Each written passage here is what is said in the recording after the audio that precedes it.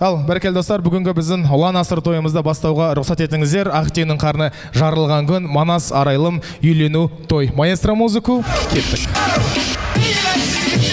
Армысыздар, ханымдар мен мұрзалар, бүгіндегі дүбірлеген тойымызға жиналған халайық. Ақтүйенің қарны жарылған күн, 21 ғасырдың ең мықты тойы, Манас Арайлым үйлену той. Көңіл күй қалай, Астана!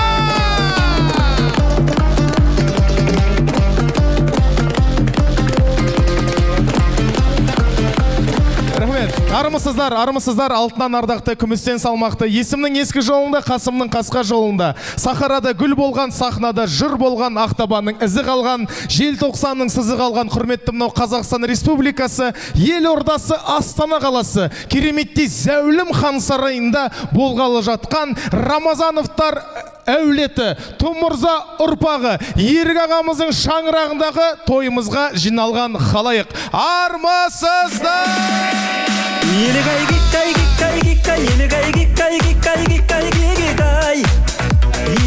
Ал енді достар, міне екі ел құдаласып жатыр. Арғын мен Керей елі құдалық мыңжылдық емес, мәңгілік болсын деп тілейміз. Келесі жылы Құдай қаласа шілдехана бесік той болсын деп тілейміз. Енді қазір қазақтың салты бойынша жастарды кіргізіп беташа рәсімін жасамастан бұрын мен ортаға бір кісіні шақырғым келіп тұр. Егер де ол кісіні танып жатсаңыздар, шама келгенше шапалақты ұрып, мойнымызды бұрып, қиқулап, айқайлап, қарсы алсақ нұр үстіне нұр болады деп ойлаймын. Олай болса қарсы алайық. Дәметкен анамыз!